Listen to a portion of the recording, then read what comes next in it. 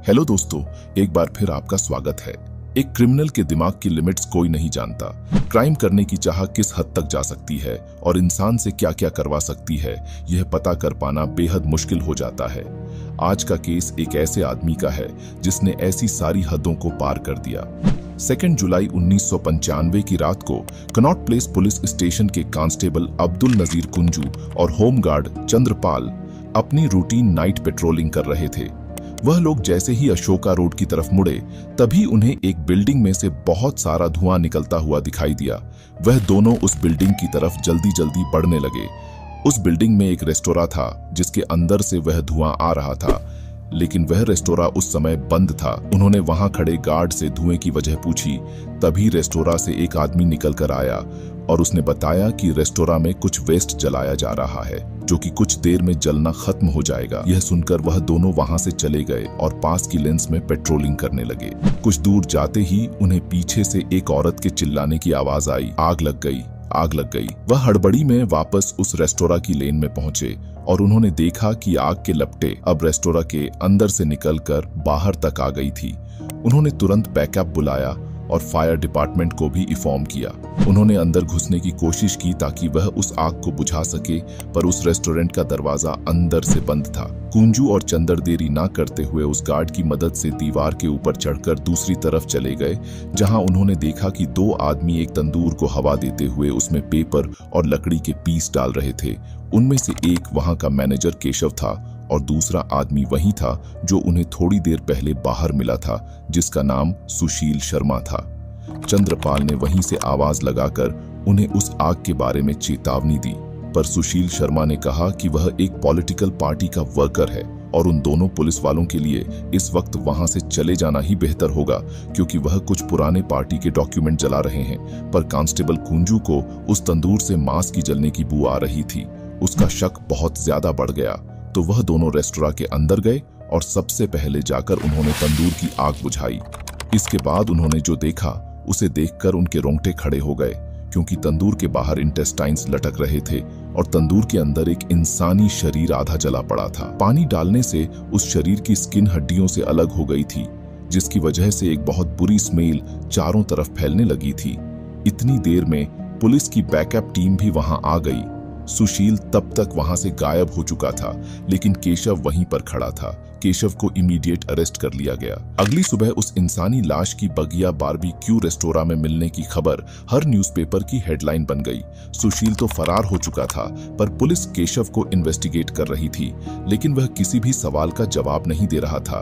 पर जब पुलिस ने उससे पूछा कि उसका सुशील के साथ क्या रिश्ता है, तो उसने बताया कि वह रेस्टोरेंट सुशील शर्मा का ही है और उसके केशव पर बहुत एहसान है, इसलिए उसके कहने पर केशव ने यह सब किया था। उसी दिन एक आदमी पुलिस स्टेशन में आया जिसने अपना नाम मतलूब करीम बताया और उसने पुलिस से कहा कि वो लाश सुशील की बीवी नैना सहानी की है।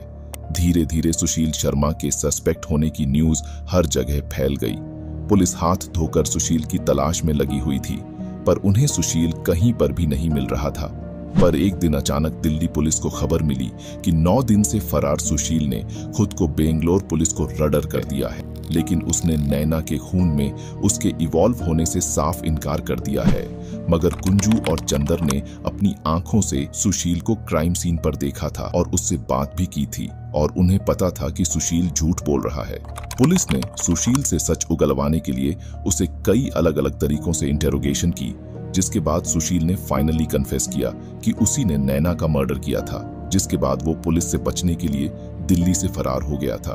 उसके बाद सुशील ने पुलिस को 2 जुलाई को क्या हुआ था सब सच सच बताया। 2 जुलाई की शाम को सुशील अपने गोल मार्केट के फ्लैट में घुसा ही था जब उसने अपनी बीवी नैना को हाथ में एक ड्रिंक लिए किसी से फोन पर बात करते हुए देखा। नैना ने उसके अंदर आते ही फोन काट दिया और सुशील के लिए भी एक ड्रिंक बनाकर बेडरूम में चली गई। सुशील ने ड्रिंक पीना शुरू किया, पर जैसे जैसे वह ड्रिंक उस पर अपना असर कर रही थी, वैसे वैसे उसका नैना के ऊपर शक बढ़ रहा था, जिसकी वजह से उसने टेलीफोन पर लास्ट डायल नंबर पर कॉल किया तो उस कॉल को मतलूब करीम ने उठाया, जो नैना का एक्स बॉयफ्रेंड था और जिसके साथ नैना के अफेयर होने पर सुशील को पहले से ही शक था। सुशील गुस्से से तिलमिलाता हुआ बेडरूम में घुसकर नैना पर जोर जोर से चिल्लाने लगा। उनकी लड़ाई बहुत ज्यादा बढ़ने लगी और सुशील ने एकदम से अपनी ड्रॉर से एक बंदूक निकाली और नैना को गोली मारकर उसकी हत्या कर दी। उसे उस वक्त कुछ समझ नहीं आ रहा था कि वह क्या करे। उसने हड़बड़ी में अपने घर से खून साफ किया और डिसाइड किया कि मर्डर के सबूत को मिटाने के लिए वो नैना की लाश को अपने ही रेस्टोरेंट के तंदूर में जला देगा।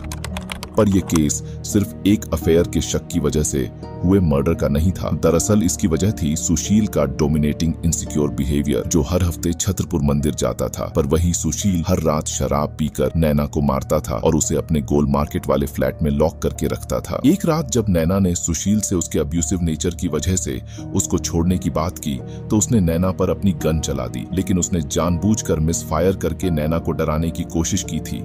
फिर एक दिन नैना को पता चला कि सुशील का अफेयर भी चल रहा था, जिसके बाद वह खुद को संभाल नहीं पाई। वह और भी ज्यादा अकेली और बेबस महसूस करने लगी थी।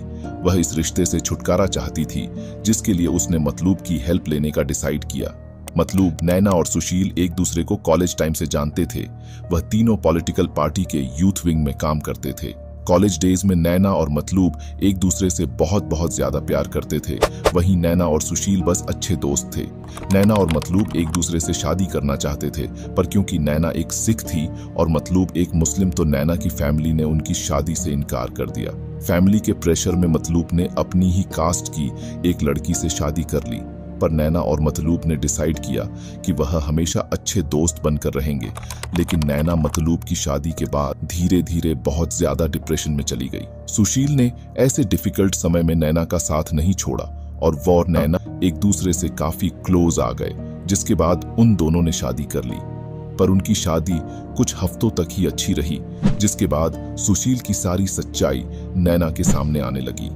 सुशील जब भी नैना को घर में मारता पीटता तो नैना इमोशनल सपोर्ट के लिए मतलूब को ही कॉल करती। इसी एब्यूसिव शादी से निकलकर जब उसने अकेले ऑस्ट्रेलिया जाकर एक नई जिंदगी स्टार्ट करने का डिसीजन लिया तो मतलूब भी उसकी हेल्प करने के लिए राजी हो गया। 2 जुलाई से कुछ दिन पहले ही नैना ने सुशील को अपना डिसीजन बताया था, जिसको सुनकर सुशील गुस्से से पागल हो गया था और वह मतलूब के इस डिसीजन में इवॉल्वमेंट पर सवाल करने लगा था। फिर 2 जुलाई को जब नैना ने उसके अंदर आते ही एकदम से फोन काट दिया और सुशील अपना होश खो बैठा और उसने नैना की जान ले ली। सुशील को जेल हो गई और कोर्ट ने सुशील को डेथ सेंटेंस दिया, लेकिन कई सालों तक उस पर कोई एक्शन नहीं लिया गया। सुशील के जेल में अच्छे बिहेवियर के लिए 8 अक्टूबर 2013 को सुप्रीम कोर्ट ने उसके डेथ सेंटेंस को लाइफ सेंटेंस में बदल दिया, जिसके पूरा होने के बाद 22 दिसंबर 2018 को सुशील को तिहाड़ जेल से रिहा कर दिया गया। आपको क्या लगता है, ऐसे क्राइम के लिए इतनी कम साल जेल में काटना काफी है? क्या ऐसे अपराध के लिए मौत की सजा होनी चाहिए या नहीं? हमें कमेंट में जरूर बताएं।